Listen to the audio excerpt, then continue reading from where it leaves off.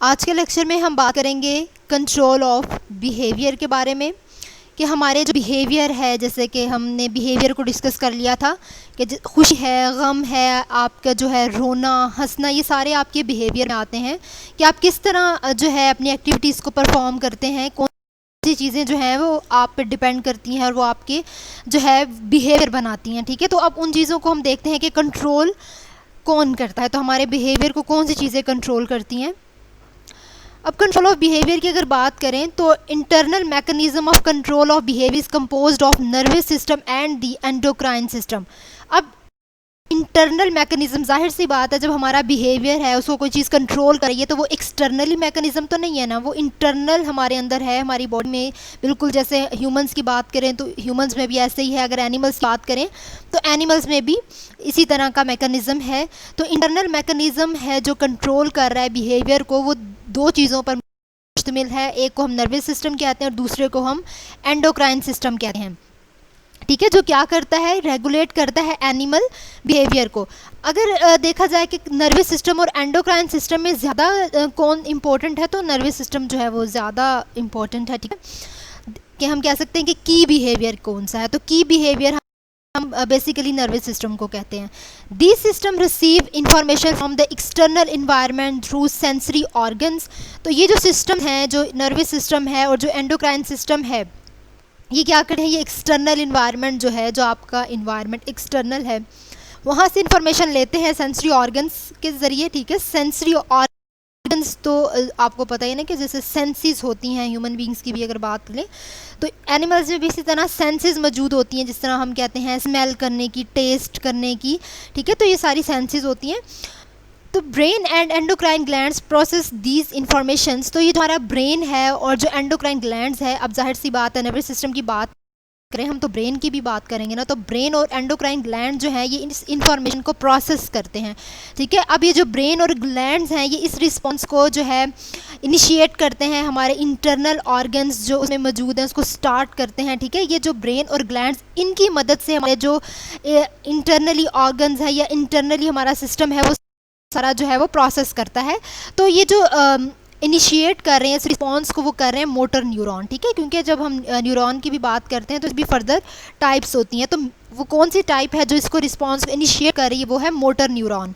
ठीक है, उसके अलावा क्या करते हैं, दे show the response by changing the operations of the internal organs. अब हमें कैसे पता चलता है कि अब हमें रिस्पॉन्स मिल गया, हमें ब्रेन और ग्लैंड्स की मदद से रिस्पॉन्स तो मिल जाता है, तो अब जो है ये किस तरह अपना रिस्पॉन्स शो करता है। तो हमारे जो इंटरनल ऑर्गन्स होते हैं, हमारे अंदर जो चेंजिंग्स हैं वो शो होना शुरू हो जाती हैं, तो हमें पता चल जाता है इस तरह कि इससे हमारे बिहेवियर में तब्दीली आ रही है। ठीक है, the nervous system control more specific and rapid responses but the endocrine system monitor slower and general responses. तो ठीक है, अगर आपसे ये पूछा जाए, आपसे MCQs भी आ सकता है या आपसे शॉर्ट क्वेश्चन भी पूछा जा सकता है कि नर्वस सिस्टम और एंडोक्राइन सिस्टम में कौन सी चीज़ जो है वो ज़्यादा मॉनिटर कर रही है।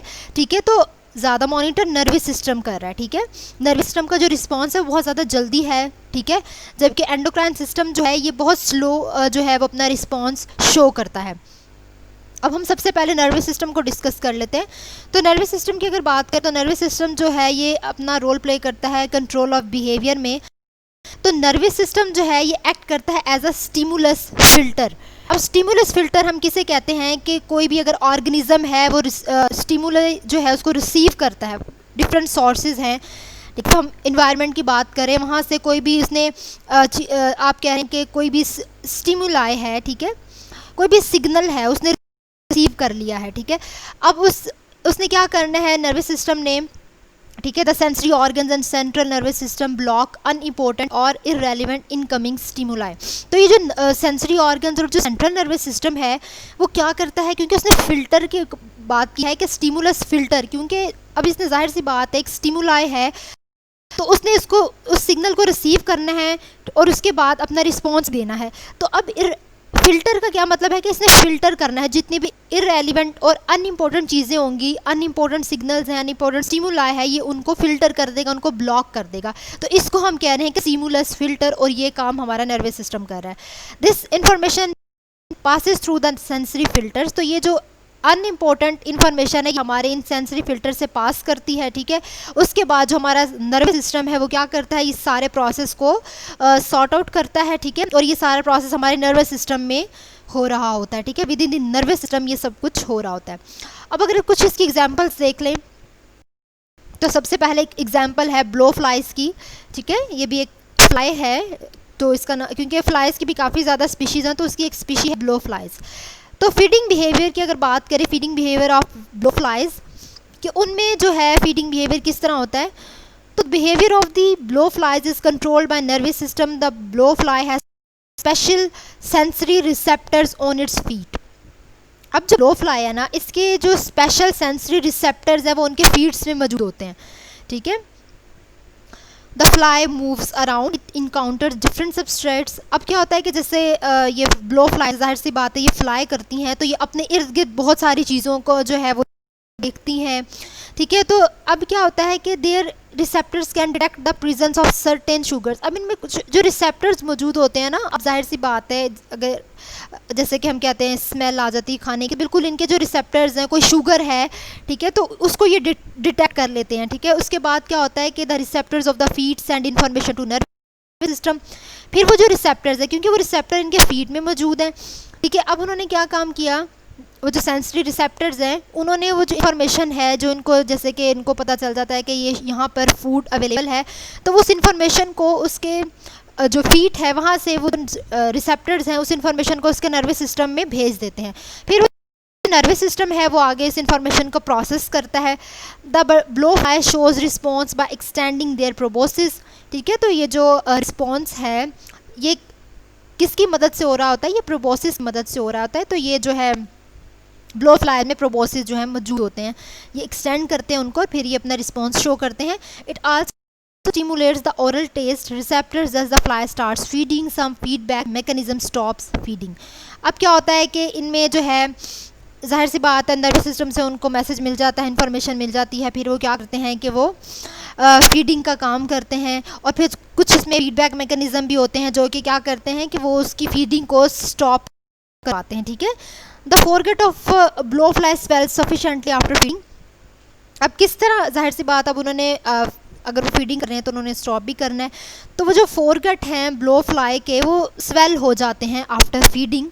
The receptors in the foregut send a message the brain, the message sends to the nerves that control the feeding response. अब जब उन, जाहिर सी बात है जितना उन्होंने खाना था वो खा लेती हैं, ठीक है, जो जितनी उनको शुगर चाहिए थी उनको मिल जाती है। फिर उसके बाद जब फोरगेट है वो स्वेल होना शुरू हो जाता है, तो फिर वो जो फोरगेट होता है वो क्या करता है, वो उस मैसेज को उसके ब्रेन तक भेजता है, ठीक है। अब फिर जब वो मैसेज उसके ब्रेन तक चला जाता है तो फिर वो जो मैसेज है वो नर्व्स जो हैं वो क्या करती हैं, जो जाहिर सी बात है ब्रेन में चला गया तो वहाँ पे जो नर्व्स हैं वो क्या करती हैं, वो उसके फीडिंग रिस्पॉन्स को कंट्रोल करती हैं। Then it stops the further intake of the sugar solution. तो इस वजह से फिर फर्दर जो भी इन्होंने शुगर वगैरह लिया कि नर्वस सिस्टम को जैसे ही वो मैसेज चला जाता है तो नर्वस सिस्टम सारी चीज़ें कंट्रोल करना शुरू हो जाता है। तो इस ब्लो फ्लाई में हमने क्या देखा था कि फीट पे रिसेप्टर्स मौजूद थे, जब वो फ्लाई कर रही हैं तो उनको पता चल जाता है यहाँ पर शुगर अवेलेबल है। और ये जब उनके प्रोबोसिस एक्सटेंड हो जाते हैं तो क्या होता है कि उनके जो मैसेज है वो नर्वस सिस्टम तक पहुँचाते हैं वो जो सेंसरी रिसेप्टर्स हैं, और फिर वो जो नर्वस सिस्टम है वो सारा इस प्रोसेस कंट्रोल करता है, ठीक है। उसके बाद क्या होता है कि जब ये शुगर जो है जो फीडिंग का काम कर रहे होते हैं तो जितनी इनको ज़रूरत होती है ये फीडिंग कर लेते हैं, ठीक है। उसके बाद क्या होता है कि जब इन्होंने जो है अपनी फीडिंग को स्टॉप करना होता है तो वो जो रिसेप्टर्स हैं, यानी कि जो अब इसमें हमने बात की उसके फोरगेट की बात की है, सॉरी, तो अब हमने इसकी बात की थी, इसके फोरगेट की बात की थी ब्लो फ्लाई की, कि वो स्वेल हो जाते हैं, ठीक है। तो वो जब स्वेल होना शुरू हो जाते हैं तो वो जो फोरगेट के रिसेप्टर है ना वो उस ब्रेन में मैसेज सेंड कर देते हैं, और फिर वो जो ब्रेन है उसमें जाके जब वो मैसेज चला जाता है तो उसके फीडिंग रिस्पॉन्स को कंट्रोल करते हैं, ठीक है। उसके बाद वो अपनी फीडिंग का प्रोसेस जो है वो कम कर लेते हैं। तो आई होप इस जो ब्लो फ्लाइज है इसमें आपको जो है इसकी समझ आ गई होगी। इसके अलावा मैं आपको प्रोबोसिस का भी बता देती हूँ। जैसे कि हम कहते हैं ना मैमल्स की अगर बात करें तो उसमें जो नोज़ होती है मैमल की, जब स्पेशली जैसे कि वो लॉन्ग होती है, जैसे कि एलिफेंट में होती है, एलिफेंट की ट्रंक जो है बहुत ज़्यादा लॉन्ग होती है, तो इसी तरह इसमें भी जो है ब्लो फ्लाई में भी हम कहते हैं कि जो नोज़ है मैमल की, जो एक्सटेंसिबल है नोज़, उसको हम कह रहे होते हैं। अब हम बात करते हैं रीसिस मंकी में। तो control of aggressive behavior in rhesus monkey, the nervous system regulates the control of aggressive behavior in rhesus monkeys. अब rhesus monkey जो है, ठीक है, ये rhesus ये भी एक स्पीशी है मंकी की, काफ़ी ज़्यादा इसकी स्पीशीज मंकी में। अब हम बात कर लेते हैं कि नर्वस सिस्टम को जो नर्वस सिस्टम है वो रेगुलेट करता है एग्रेसिव बिहेवियर को मंकीज वगैरह में। Some researchers identified the dominant male monkey they were present in a group of 4 to 6 animals. अब कुछ ऐसे रिसर्चर्स थे, उन्होंने डोमिनेंट मेल मंकी जो है उनको आइडेंटिफाई किया कि वो जो है 4 6 के ग्रुप्स में जो है वो मौजूद थे, ठीक है। अब क्या था कि इन्होंने वो, क्योंकि जो मंकीज है ना, इनका बिहेवियर बहुत ज़्यादा एग्रेसिव था, इन्होंने सर्जिकली कुछ इलेक्ट्रोड्स जो हैं उनके ब्रेन के जो कुछ स्पेशल रीजन है वहाँ पे उन्होंने इम्प्लांट कर दिए, वहाँ पर लगा दिए कि अब जब उन्होंने वो इम्प्लांट कर दिए तो उन रीजन्स में जो है क्या हुआ कि दिस रीजन प्रोड्यूस और इनहिबिट द अग्रेसिव बिहेवियर। तो उन जो सर्जिकली इलेक्ट्रोड्स उन्होंने इम्प्लांट किए थे, ठीक है, इलेक्ट्रोड्स खुद इन्होंने इम्प्लांट किए थे, उनकी मदद से उनका जो अग्रेसिव बिहेवियर है वो क्या हो गया, वो इनहिबिट हो गया, ठीक है, स्टॉप हो जाता है। देखिए mild electrical stimulation to the brain of the monkey, इन्होंने क्या कि उन्होंने कुछ इलेक्ट्रिकल जो है ये इलेक्ट्रिकल स्टिमुलेशन के ज़रिए इन्होंने ये काम किया था, तो उसकी वजह से जो उनका पैसिव या अग्रेसिव बिहेवियर उनमें प्रोड्यूस हुआ था वो ख़त्म हो जाता है, ठीक है, इनहिबिट हो जाता है, ठीक है। तो ये जो बिहेवियर है, this behaviour depends on which electrode send the message, तो ये जो बिहेवियर था इनका ये डिपेंड कर रहा था कि वो इलेक्ट्रोड जो उनको मैसेज कन्वे कर रहा है, उसी तरह ये भी बिहेव कर रहे थे। तो ये जो मंकी का जो इन्होंने अग्रेसिव बिहेवियर है वो किस तरह कंट्रोल किया था, वो सर्जिकली उन्होंने कुछ इलेक्ट्रोड्स उसके ब्रेन में इम्प्लांट किए थे, जिसकी वजह से कंट्रोल हो गया था।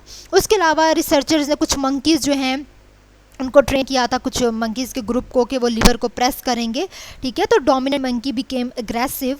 जब क्या हुआ कि डोमिनेंट मंकी से कि वो अग्रेसिव हो जाते थे, तो उन्होंने क्या किया कि pressing of the lever sent a message to the brain of the dominant male, it inhibits the aggression. तो उन्होंने क्या किया कि उस जो लीवर है उसको प्रेस करेंगे तो उनका जो अग्रेसिव बिहेवियर है वो स्टॉप हो जाएगा। तो इस तरह अभी कुछ रिसर्चर्स ने उन मंकीज़ को जो है वो ट्रेन किया था। अब हम बात कर लेते हैं सेकेंड सिस्टम की, और सेकेंड सिस्टम है endocrine system. The endocrine system is closely inter related with the nervous system. ये भी जो है नर्वस सिस्टम की से क्लोजली इंटर रिलेटेड है, मिलता है जुलता है। Many receptors located on neurons in the brain और central nervous system, these receptors are specialized for receiving input from hormones.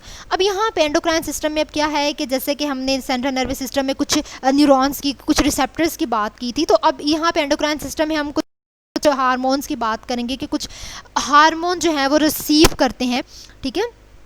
कोई भी स्पेशल सिस्टम है या कुछ रिसेप्टर्स वगैरह हैं, हार्मोन्स रिसीव कर रहे होते हैं।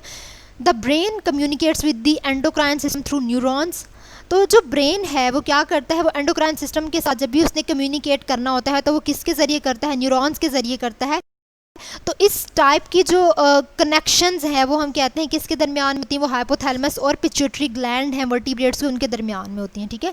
Other endocrine glands are located through the body of the organism. बाकी जो एंडोक्राइन ग्लैंड्स होते हैं वो ऑर्गेनिज्म की बॉडी थ्रू आउट उसकी बॉडी में जो है वो लोकेट होते हैं, थ्रू आउट उसकी बॉडी में मौजूद होते हैं, ठीक है। तो ये जो एंडोक्राइन ग्लैंड्स होते हैं ये हार्मोन्स प्रोड्यूस करते हैं, और वो जो हार्मोन होती हैं वो उस एनिमल के बिहेवियर पर इफ़ेक्ट करती हैं। अब उस एनिमल के बिहेवियर पे वो दो तरह से इफ़ेक्ट करती हैं, एक को हम कहते हैं ऑर्गेनाइजेशनल इफ़ेक्ट, ठीक है, और एक को हम कहते हैं एक्टिवेशनल इफ़ेक्ट। अब ये नाम से पता चल रहा है ऑर्गेनाइजेशनल और एक्टिवेशनल इफ़ेक्ट्स के। ऑर्गेनाइजेशनल हम कहते हैं किसी भी चीज़ को जैसे ऑर्गेनाइज करना, और एक्टिवेशनल में हम कहते हैं कि एक्टिवेट करना। अब सबसे पहले हम बात कर लेते हैं ऑर्गेनाइजेशनल इफ़ेक्ट ऑफ हार्मोन्स की। तो ये क्या होता है कि ये ड्यूरिंग जो है एम्ब्रियोलॉजिकल डेवलपमेंट के दौरान जो है ये सारा काम हो रहा होता है। एनिमल्स में जो एम्ब्रियोनिक स्टेज होती है वहाँ पे ऑर्गेनाइजेशन का काम होता है। तो जब भी एनिमल डेवलप हो रहा होता है, ये कब हो रही होती है, it occurs during the development of the animals. It is particularly important for sex differentiation, ठीक है, ये पर्टिकुलरली इंपॉर्टेंट होती है सेक्स डिफ्रेंशिएशन में।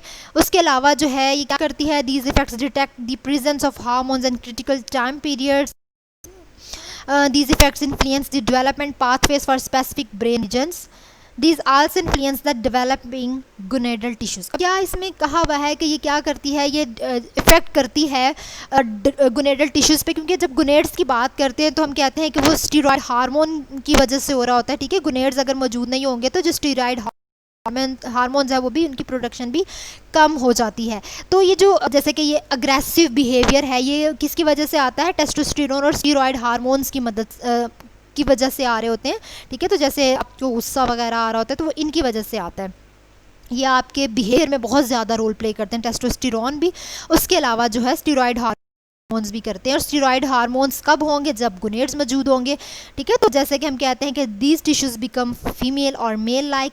अब क्या होता है कि ये जो मेजर इफेक्ट है कब होता है? In the middle of the gestation in most mammalian embryos. For example जैसे कि पिग्स और मंकीज़ की बात की गई है कि मेल मेमिलियन एम्ब्रियोज में जो जेस्टेशन का पीरियड होता है उसके दरमियान में जो है इफेक्ट हो रहे होते हैं, मेजर इफेक्ट्स होते हैं। जैसे कि हम बात करते हैं कि the testis produce a large number of male hormone. जैसे कि टेस्टिस जो है प्रोड्यूस करती हैं large number of male hormone, ज़्यादा अमाउंट में टेस्टिस क्या प्रोड्यूस करती हैं? मेल हार्मोन प्रोड्यूस करती हैं, और वो क्या है? वो टेस्टोस्टेरोन है। This organize other developing tissues and certain region of the brain, ठीक है। तो ये जो टेस्टिस हैं ये मेल हार्मोन प्रोड्यूस कर रही है, टेस्टोस्टेरोन, और ये जो टेस्टोस्टेरोन है ये क्या कर रहा होता है कि ये बाकी जो टिश्यूज़ हैं, बाकी जो ब्रेन के रीजन्स हैं उनको ये डेवलप कर रहे होते हैं। तो ये जो डेवलपिंग रीजन्स है, ठीक है, इसको हम कह रहे होते हैं कि ये इन्होंने टेस्टोस्टेरोन ने ये ऑर्गेनाइज की हैं। ये इस हार्मोन की वजह से, टेस्टोस्टेरोन की वजह से चीज़ें ऑर्गेनाइज हुई हैं, तो ये ऑर्गेनाइजेशनल इफेक्ट कहला रही हैं। The female embryos develop in the absence of testosterone. जो फीमेल एम्ब्रियोज हैं वो जो टेस्टोस्टेरोन की एब्सेंस में डेवलप हो जाती हैं, ठीक है। The female like characteristics develop in the external anatomy and the brain. These brain regions are important for the sex differentiation. तो ये जो फीमेल है हम कहते हैं कि क्या करती हैं कि ये जो टेस्टोस्टेरोन है इसकी एब्सेंस में भी डेवलप हो जाती हैं। उसके अलावा जो मेल के जैसे करेक्टरिस्टिक्स हैं वो हम कहते हैं एक्सटर्नल एनाटॉमी और ब्रेन में जो है वो डेवलप हो जाते हैं। अब यहाँ पर इसकी समझ हम देख लेते हैं कि किस तरह आपको आएगी। एक एग्जांपल ले लेते हैं। अब जीन्स जो हैं वो normally turn on the production and release of testosterone, but sometimes the testosterone comes from an external source. अब क्या होता है कि जीन्स जो हैं नॉर्मली कब हम कह रहे हैं कि जैसे टेस्टोस्टेरोन रिलीज़ हो रही है ना, तो जीन्स की प्रोडक्शन होती है, लेकिन समटाइम्स ऐसा होता है कि जीन्स जो है कुछ एक्सटर्नल सोर्सेज आ जाती हैं। जैसे फॉर एग्जांपल अब आपको इसकी समझ आ जाएगी कि जैसे कि कैटल की अगर बात करें तो एक कैटल है, समटाइम्स जो उसके cattle develop twin in the uterus, twins होते हैं, तो one member of the twin is male and other is female. एक तो मेल और एक फीमेल है। अब मेल फीटस मैस्कुलिनाइज्ड, फीमेल फीटस। अब मैस्कुलिनाइज्ड में क्या होगा कि समटाइम्स ऐसा होता है कि फीमेल फीटस है ना उसमें भी मेल फीटस के जो करैक्टर्स हैं ना वो शो होना शुरू हो जाते हैं, तो इसको मैस्कुलिनाइज्ड बोल रहे हैं, ठीक है। उसके बाद हम कह रहे हैं कि the system of male foetus turns on and release testosterone during gestation. अब उसके बाद जो मेल फीटस है ना वो टेस्टोस्टेरोन को रिलीज़ करना शुरू कर देगा उसके अपने जेस्टेशन पीरियड में। ये सारा इसके जो है एम्ब्रियोनिक डेवलपमेंट का प्रोसेस है। अब समटाइम्स क्या होता है कि वो जो हार्मोन्स है वो क्रॉस ओवर कर जाते हैं और उसके बाद जो फीमेल फीटस है उसको जाके इफेक्ट कर देते हैं। उस वजह से हम कह रहे हैं कि फ्री मार्टिन प्रोड्यूस होता है। फ्री मार्टिन क्या होता है कि ये एक स्टेराइल हाइफर है, ऑफस्प्रिंग ऑफ को है, यानी कि इनफर्टाइल मैमल है। स्टेराइल हाइफर को हम कह रहे हैं कि इनफर्टाइल मैमल है ये, ठीक है। फर्टाइल नहीं, इनफर्टाइल होता है। It shows a number of male like behaviour patterns. अब वो जो फीमेल थी ना उसमें मेल करेक्टर्स भी शो होना शुरू हो जाते हैं, तो इसलिए हम कह रहे हैं कि ये इनफर्टाइल है। तो इसको हमने क्या देखा कि जो कैटल है उसमें क्या था कि एक मेल, उसमें ट्विंस थे, एक मेल है और एक फीमेल है। तो अब जो मेल फीटस है ना उसने क्या किया कि मेल फीटस ने जो टेस्टोस्टेरोन है उसको रिलीज़ किया। अब जब उसने टेस्टोस्टेरोन को रिलीज़ किया तो उससे क्या हुआ, उसने जाके ना वो जो फीमेल थी, जो फीमेल फीटस थी, उसको जाके इफेक्ट करना शुरू कर दिया। उसने जाके उसकी वजह से क्या हुआ, फ्री मार्टिन प्रोड्यूस हो गया। अब फ्री मार्टिन हम कह रहे हैं एक स्टेराइल हाइफर होता है, यानी कि इनफर्टाइल जो है मैमल होता है। उसके अलावा जो है मस्कुलिनिटी भी हमने बात कर दी कि इसमें जो है it induced a male physiological characteristics, यानी कि कुछ मेल करेक्टरिस्टिक्स जो हैं वो इंड्यूस हो जाते हैं फीमेल फीटस में। तो ये सारे ऑर्गेनाइजेशनल इफेक्ट हैं कि हार्मोन हार्मोन की वजह से, सिर्फ एक हार्मोन की वजह से उसके ऑर्गेनाइजेशनल पैटर्न में जो तब्दीलियाँ आ गई, तो इफेक्ट हुआ उसके ऑर्गेनाइजेशनल पैटर्न पे, ठीक है। तो वो किसकी वजह से हुआ? हार्मोन्स की वजह से। तो एंडोक्राइन सिस्टम में हम क्योंकि हार्मोन्स की बात करें तो हार्मोन्स की वजह से हम चेंजिंग्स को देख रहे हैं। उसके अलावा some pregnant human females are in danger of losing their fetus, they are given some hormones treatment, their hormone is converted and acts like testosterone within the female embryo, thus it causes masculinization of female embryos। अब sometimes ऐसा होता है कि जो females होती हैं, जो pregnant females होती हैं, उनको बहुत ख़तरा भी होता है कि वो अपने फीटस को लूज़ कर देंगी। वो इसलिए कहा जाता है कि जो प्रेग्नेंट फीमेल्स होती हैं उनको ज़्यादातर जो है वो मेडिसिन और ड्रग्स जो है उसका इस्तेमाल नहीं करना चाहिए, ठीक है। या समटाइम्स ऐसा होता है कि उनको जो है ट्रीटमेंट किया जाता है इन हार्मोन्स की मदद से, उन फीमेल एम्ब्रियो को जो है, जैसे कि टेस्टोस्टेरोन की बात कर लें तो उनको उससे ट्रीट किया जाता है, ठीक है। Thus it cause masculinization of female embryos. अब समटाइम्स ऐसा होता है कि उनको ट्रीट भी किया जाता है हार्मोन्स वगैरह की मदद से, लेकिन समटाइम्स जैसे अगर टेस्टोस्टेरोन की बात करें तो अगर वो फीमेल एम्ब्रियो में चला जाता है तो उसी वजह से क्या हो जाता है कि मैस्कुलिनाइजेशन काज हो सकती है। इनफर्टाइल जो है वो, आप कह लें इनफर्टाइल मेल जो है, ना वो मेल होगा ना वो फीमेल होगा, तो वो प्रोड्यूस हो सकता है। तो इसलिए फीमेल जो है उनको ड्रग्स वगैरह लेने से एहतियात करनी चाहिए, ठीक है। तो जैसे फॉर एग्जांपल कुछ उनको हार्मोन ट्रीटमेंट्स वगैरह दे दिए जाते हैं तो उससे उनको नेगेटिव इफेक्ट भी हो जाता है। समटाइम्स ये एक पॉजिटिव रिस्पांस भी शो कर सकता है, लेकिन समटाइम्स ये एक नेगेटिव भी शो कर सकता है। तो इसलिए एहतियात करनी चाहिए कि ड्रग्स वगैरह का इस्तेमाल ना किया जाए। अब सेकंड टाइप हम देख लेते हैं एक्टिवेशनल इफेक्ट ऑफ हार्मोन्स की। तो यहाँ पे क्या है कि an external stimuli start a hormonally mediated response, it is called activational effects of hormone. अब क्या होता है कि समटाइम्स जो एक्सटर्नल स्टिमुलस है वो क्या करता है, वो हार्मोनली मेडिएटेड रिस्पॉन्स स्टार्ट कर देता है, ठीक है, जिसको हम एक्टिवेशनल इफेक्ट कह रहे हैं। फॉर एग्जांपल जैसे कि हम मेल फिशेस की बात करें तो ये क्या होता है कि ये एक टेरिटरी बाउंड्री डेवलप कर लेती है। Sometimes the territory is threatened, therefore these male change colour pattern, this change of colour pattern is stimulated by hormones. अब जैसे क्या होता है कि वो एक टेरिटरी उन्होंने बनाई होती है, अब उस पर कोई प्रीडेटर आके हमला कर लेता है तो वो क्या करती है, वो अपने पैटर्न को, अपने कलर को चेंज कर लेती है। और वो जो उनका जो कलर है वो चेंज किसकी वजह से होता है, वो हार्मोन्स की वजह से होता है। तो एक्सटर्नल स्टिमुलस की वजह से उनके जो हार्मोन्स मौजूद थे उनके अंदर, उन हार्मोन्स ने मेडिएटेड रिस्पॉन्स शो करना शुरू कर दिया, ठीक है। और वो हार्मोन्स एक्टिव हो गए और उनकी वजह से क्या हुआ, उनका कलर जो है वो चेंज हो जाता है, ठीक है।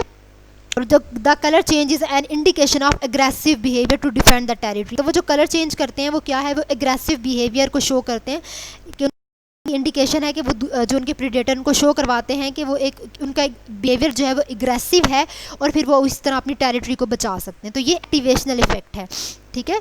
मैनी एनिमल जैसे कि हम कह रहे हैं कैट्स है, रोस्टर्स हैं, माइस हैं, या फिर हम कह रहे हैं कास्ट्रेटेड है। तो इनमें क्या होता है, कास्ट्रेटेड हम कह रहे हैं कि इसमें removal of the gonads, they lose their aggressive fighting ability, the gonads are the source of testosterone. जैसे मैंने बात की थी कि जैसे गुनेड्स हैं तो ये स्टीरॉयड या फिर हम कह रहे हैं कि टेस्टोस्टेरोन हार्मोन प्रोड्यूस करते हैं। तो इन दोनों हार्मोन की वजह से इनका जो बिहेवियर है वो एग्रेसिव होता है। तो अगर तो ये हार्मोन ही इनमें से रिमूव कर दिया जाए तो इनका जो बिहेवियर है वो क्या हो जाएगा, वो लॉस हो जाएगा, ख़त्म हो जाएगा। और फिर क्या हो जाएगा, फिर वो फाइटिंग एबिलिटी भी नहीं कर सकेंगे, फाइटिंग एबिलिटी उनमें नहीं होगी, फाइट नहीं कर सकेंगे। It stimulate particular brain receptors to produce aggression, ठीक है। तो ये फिर पर्टिकुलर ब्रेन रिसेप्टर्स को इस्तेमाल करते हैं ताकि वो एग्रेशन उनमें हो, ताकि उनमें गुस्सा आए। तो बेसिकली हमें इसमें पता चला है कि जो गुनेड्स हैं वो क्या काम करते हैं, वो हमें टेस्टोस्टेरोन हार्मोन जो है वो प्रोड्यूस करते हैं। और टेस्टोस्टेरोन हार्मोन एक मेन वजह है कि वो एग्रेशन काज करती है। तो आज के लेक्चर में हमने जो है ये देखा है कि बिहेवियर को दो चीज़ें कंट्रोल करती हैं, एक तो नर्वस सिस्टम कंट्रोल करता है और दूसरा एंडोक्राइन सिस्टम जो है वो कंट्रोल करता है। उसके अलावा जो है हमने कुछ एग्जांपल्स को देखा है और हमने उनके बिहेवियर को किस तरह वो कंट्रोल करते हैं इसको हमने डिस्कस किया है।